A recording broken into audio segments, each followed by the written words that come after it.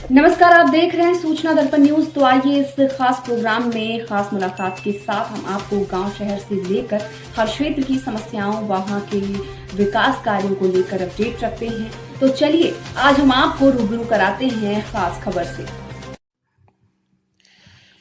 नमस्कार, आप देख रहे हैं सूचना दर्पण न्यूज का खास प्रोग्राम खास मुलाकात। हम लगातार आपको ग्राम पंचायतों में हुए विकास कार्यों को लेकर रूबरू करवा रहे हैं। तो बात करें मालवा के चौरे ग्राम पंचायत की, तो यहाँ से सरपंच पद पे है श्रीमती हल्दी देवी, और अब आज हमारे साथ उनके प्रतिनिधि के रूप में तोताराम जी ग्रासिया हमारे साथ हैं।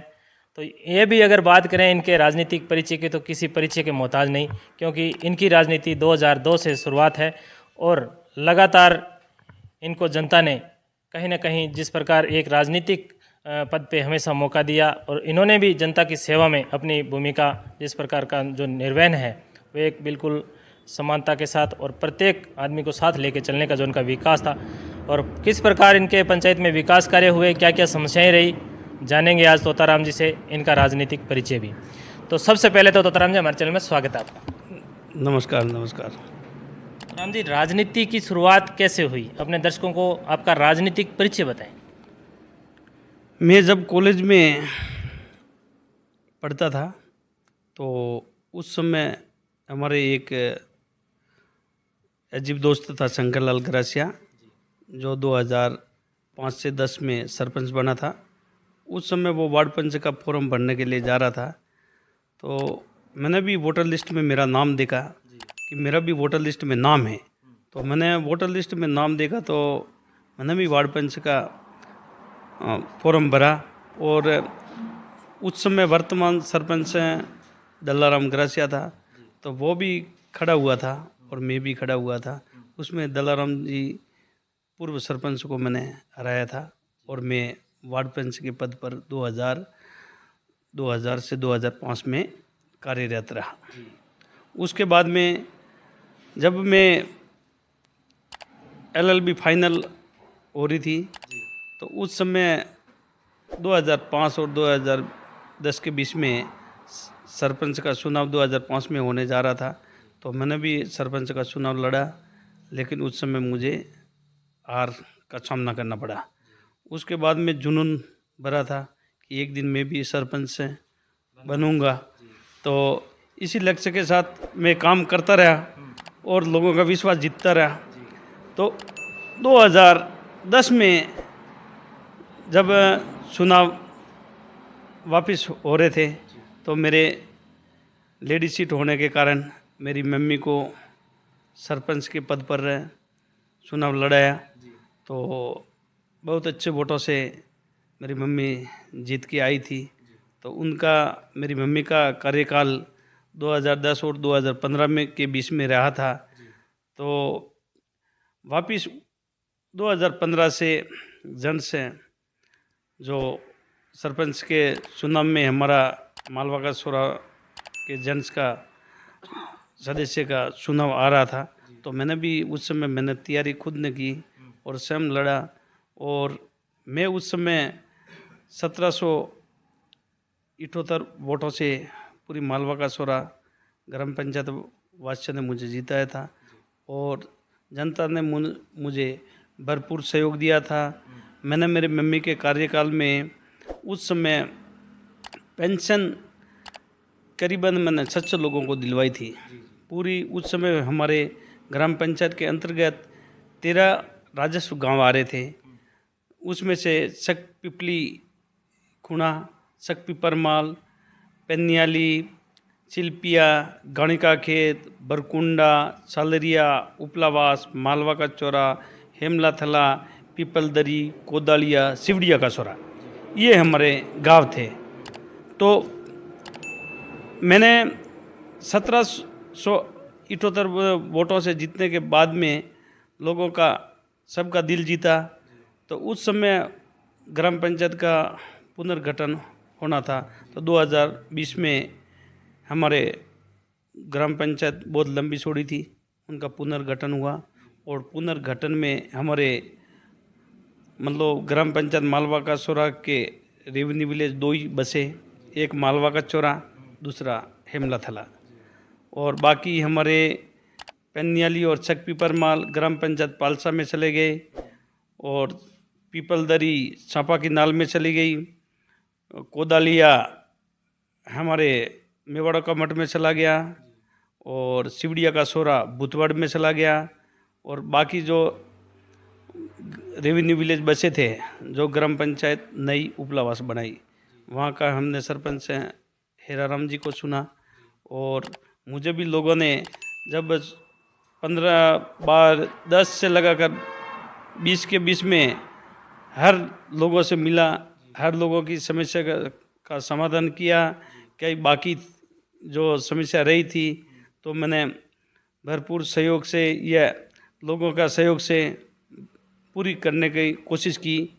उसके बाद में 2020 का चुनाव मेरे साला जी की धर्मपत्नी श्रीमती हल्दी देवी को चुनाव लड़ाया था, तो उस समय भी हमने ग्राम पंचायत मालवा का सुरा से विजय श्री हासिल की, और उसके बाद में हमने मालवा का सुरा का विकास की गंगा बहा दी।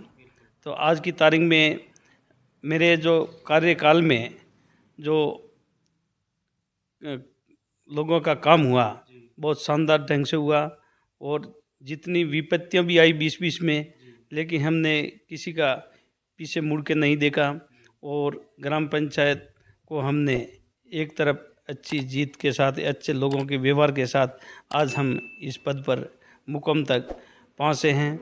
और हमारे को एक्स्ट्रा टाइम और मिला 1 साल का, या जो है 2-6 महीने का, कोई भी मानो, इसमें भी हमने लोगों का दिल जीता। सभी कार्य लोगों का बंद है, लेकिन हमारे ग्राम पंचायत में आज भी कार्य चल रहा है। बात करेंगे जनता की।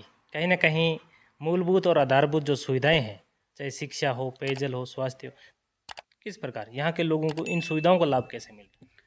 हमने जब जो पेयजल की बात करते हैं, हमारी डानी सब बिक्री हुई है। कोई मकान 1 किलोमीटर दूर पहाड़ी पे बना हुआ है, कोई मतलब समतल पे है। समतल वालों को तो हमने हेडपम्प का बहुत अच्छा सहयोग दिया, सब जगह हमने हेडपम्प खुदवाए थे, लेकिन कारणवश आज की तारीख में पेयजल की स्थिरता कम होने से, अंदर जाने से हेडपम्प सूख रहे हैं। लेकिन हमने हेडपम्पों के माध्यम से सब जगह कई हेडपम्प खुदवाए और लोगों को लाभ दिया। अब जनता जल मिशन जो ये चल रहा है अभी वर्तमान में, वो भी हमारे ग्राम पंचायत मालवा का सोरा में 2 रेवेन्यू विलेज में दोनों में काम चल रहा है, और दोनों जगह हमारे कुएं और टंकियां बननी स्टार्ट हो गई है। और शिक्षा के माध्यम से हमने जो लोग राजकीय प्राथमिक विद्यालय, राजकीय उच्च प्राथमिक विद्यालय और सीनियर माध्यमिक विद्यालय सभी 2 किलोमीटर के अंदर भीतर ही है, और सब लोगों को हमने स्कूल से जोड़ना और प्राथमिकी स्कूलों से जोड़ना। उसके एवज में अगर फिर भी दूरी है, उसके माँवाड़ी केंद्र के माध्यम से हमारी ग्राम पंचायत में 6 माँवाड़ी केंद्र हैं जो अपने बच्चे उनका पूरा लाभ ले रहे हैं। यानी कि आपने प्रत्येक क्षेत्र में जिस प्रकार जहाँ जहाँ पेयजल की सुविधाओं का अभाव था, तो वहाँ भी उन समस्याओं को समाधान किया, और शिक्षा के क्षेत्र में भी किया। आप एक जिस प्रकार युवा के टाइम से जिस प्रकार राजनीति की शुरुआत हुई और शिक्षित भी हो, तो युवाओं के प्रति क्या रुझान रहे आपके? मेरे सब युवाओं के प्रति एक ही रुझान है कि सभी युवाओं को मतलब रोज़गार से जोड़ा जाए, जो अपने जो रास्ते से भटक रहा है उनको सही रास्ते पे लाने का काम करें। और कई हमारे युवा पढ़े लिखे हैं, तो उनको मैं उत्साहवर्धन करता हूँ, कोई STC B.Ed M.Ed कुछ भी करे और अपनी तैयारी करे, जिससे आगे अपना भविष्य तय करे। इस तरह की हमने सभी लोगों से और विशेष तौर पर युवा साथियों से यही मेरी आशा है कि आप भी आगे बढ़ते रहे, और हमारे से जो जितनी मदद हो उतनी हम हमारे हिसाब से आपके प्रति करते रहेंगे युवा के साथ। एक तो तरम जी बात करेंगे, आपकी ग्राम पंचायत की जनता ने जिस प्रकार महिलाओं पे विश्वास जताया, पहले आपकी माता जी को सरपंच पद पे चुना, अभी आपके परिवार से हल्दी देवी जी को, तो अगर बात करें महिलाओं के उत्थान के लिए क्या कुछ हुआ आपके कार्यकाल? महिलाओं के उत्थान के लिए तो हमने सब कई प्रयास किए। जैसे हमारे 55 साल से उम्र वाले हैं उनको तो हम पेंशन में जोड़ा, कोई विधवा है तो विधवा पेंशन में जोड़ा, और 58 साल से अबो वाले कोई हमारे व्यक्ति है तो उनको हमें पेंशन में जोड़ने का काम किया, वृद्धा पेंशन है उसमें जोड़ने का काम किया। और लेकिन हमने जो महिलाएं हैं तो उनको समूह बनाए, कई हम फैले और डाणिया में सबका समूह है, जो उनके हिसाब से समूह के हिसाब से उनका रोज़गार चलता है, आपस में वो पैसे लेते रहते हैं और वापस उनका एक्टिविटीज़ के हिसाब से जमा करते रहते हैं। तो सभी महिला, कोई न कोई महिला किसी न किसी रोज़गार से जुड़ी हुई है। और बाकी हमारे पूरे जैसे ग्राम पंचायत मालवा कसौरा है, कम कम 60 लगभग समूह हैं, उन सभी 60 समूह से सभी महिलाएं जुड़ी हुई है, जो एक समूह में कम 11 महिला होती है। तो सभी महिलाओं को हमने जोड़ने का काम किया और हमारे जो महिलाओं का जो समूह गया पूरे वो बैठती है, तो वो हमारे ग्राम पंचायत मालवा कसौरा में ही बैठने के लिए ही हमने एक भवन बनाया और वहीं रह के इनका संचालन होता है और आर्दन पार्दन होता है और आपस में बातचीत भी होती रहती है। ये बहुत बड़ी एक सौगात रही है कि ग्राम पंचायत में जिस प्रकार जो समूह है, राजीविका समूह जो महिलाओं के मतलब खुद के फंड से वो जिस प्रकार इकट्ठा करके और महिलाओं की सहायता के रूप में वो यूज़ लेते हैं, तो कहीं ना कहीं उनकी जो मीटिंग के लिए और मतलब आपने भवन का निर्माण करवाया। तो सबसे आप बात करेंगे किसानों की, किसानों के साथ कैसा सहयोग रहा? हमने सब किसानों के प्रति भी हमारे एग्रीकल्चर से हमारे सदस्य है जो हमारे डिपार्टमेंट, हम अभी वर्तमान में किसान भवन में यह हमारा दोनों है कृषि का और वो मैनेज किसका है, लेम्स। तो हमारे लेम्स के माध्यम से या कृषि के माध्यम से जब हम बारिश स्टार्ट होने आती है तो उससे पहले हमें एग्रीकल्चर वालों को तो बोल देते हैं, तो वो खाद बीज लाने का काम करते हैं और खाद बीज के हिसाब से। और कई बार जो हल चलाने वाले होते हैं या कोई ट्रैक्टर वाले होते हैं तो उनको सभी लोगों को लेम्स के माध्यम से और इनके एग्रीकल्चर के माध्यम से इनको फ़ायदा पहुंचाया है। और खाद बीज हमारे समय समय पर रहते हुए खाद बीज का किसानों को वितरण होता है और बीज वही लाते हैं और उनका जो तय होता है वो दे देते हैं। ये है, यानी कि जिस प्रकार जो हिस्सा होता है उस हिसाब से उनको खाद बीज उपलब्ध करवाते हैं। तो बात करेंगे राज्य सरकार और केंद्र सरकार की जन कल्याणकारी योजनाओं की, धरातल पर लोगों को कितना लाभ मिला? देखो सब ये जब ये राज्य सरकार का जो वर्तमान में जो योजनाएं हैं, राज्य सरकार की योजना है और बाकी केंद्र वाली सरकार की भी गैस के माध्यम गैस सब्सिडी है, इस तरह की जो सुविधा है वो केंद्र के माध्यम से हो रही है। तो ठीक है, वो एजेंसी के हिसाब से वो बांटते रहते हैं, तो वो हमारे गांव में थोड़ा उनका प्रसार है तो सही है, पर थोड़ा कम है, हम यूज़ कम करते हैं। हाँ, पीएम आवास है, पीएम केंद्र की जन योजना कल्याण, तो पीएम आवास तो मेरे जो 20 से और 25 के कार्यकाल में 250 के लगभग बने हैं और सारे जो मकान हैं तो लोगों ने आलीशान मकान बनाए हैं। एक भी ऐसा मकान नहीं है कि इस तरह का है, लेकिन रहने लायक बनाया लोगों ने, जो वो केंद्र की कल्याणकारी योजना से ही पीएम आवास बने हैं। तो ताराम जी, ग्राम पंचायत की जनता ने लगातार आपको, एक बात करें तो ये 25 वर्ष का कार्यकाल, और जनता ने हमेशा आपको एक सर पलकों पे बिठाया, तो आपके पंचायत वासियों को, आपके क्षेत्रवासियों को क्या संदेश देना चाहोगे?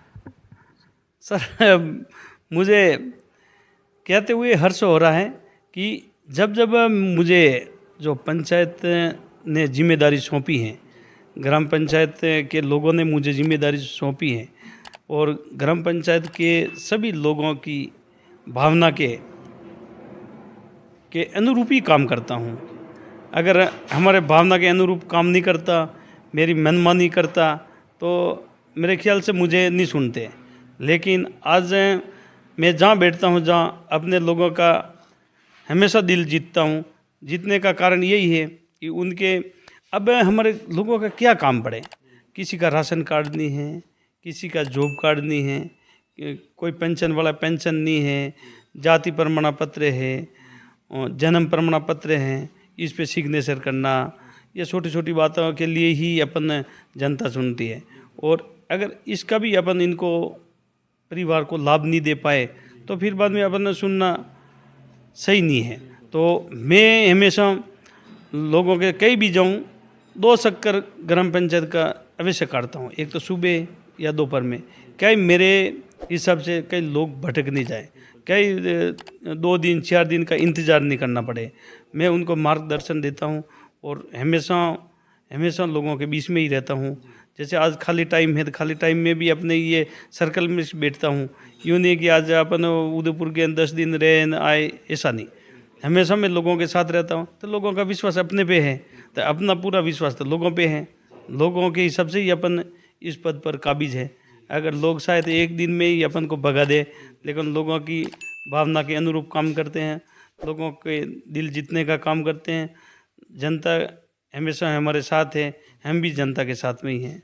और कोई भी फंक्शन होते हैं, मैं जनता के साथ में जाकर खड़ा रहता हूँ और जनता का विश्वास पूरा जीतने का कोशिश करता हूँ। यही हमारे जनता को मैं संदेश देना चाह रहा हूँ कि आपने मुझे इस पद पर काबिल समझा तो मैं उसका पूरा उपयोग करते हूँ, आपका काम हमेशा करता रहूँगा। और मेरा यही आशा है कि मैं मेरे लोगों के प्रति जितना हो सके उतना काम करता रहूँगा। तो ये थे हमारे साथ सरपंच प्रतिनिधि श्रीमान तोताराम जी गिरासिया, जिनका राजनीतिक कार्यकाल देखा जाए तो काफ़ी लंबे समय से ये समाज सेवा से जुड़े हुए और हमेशा जनता ने भी इनका मान सम्मान रखा। और बात करें ग्राम पंचायत में विकास कार्यों की, तो जिस प्रकार राज्य सरकार और केंद्र सरकार की जो भी जन कल्याणकारी योजनाएं हैं वो प्रत्येक जन तक पहुंचाने का इनका लक्ष्य रहा। और विशेष करके इन्होंने बताया कि जिस प्रकार जनता ने इनका मान सम्मान रखा तो ये भी हमेशा उनके बीच में बने रहते हैं और उनकी वो जो मान सम्मान में किसी प्रकार की कोई कमी नहीं आने देते। तो सर साहब, हमारे चैनल में 10 मिनट टाइम देने के लिए बहुत बहुत धन्यवाद। Okay sir, okay sir. अब तक के लिए इतना ही। हम आपको गांव शहर से लेकर हर क्षेत्र की समस्याओं और वहां के विकास कार्यों को लेकर रखेंगे अपडेट। तो देखते रहिए सूचना दर्पण न्यूज और हमारी वीडियोस को लाइक, शेयर व चैनल को सब्सक्राइब जरूर करें।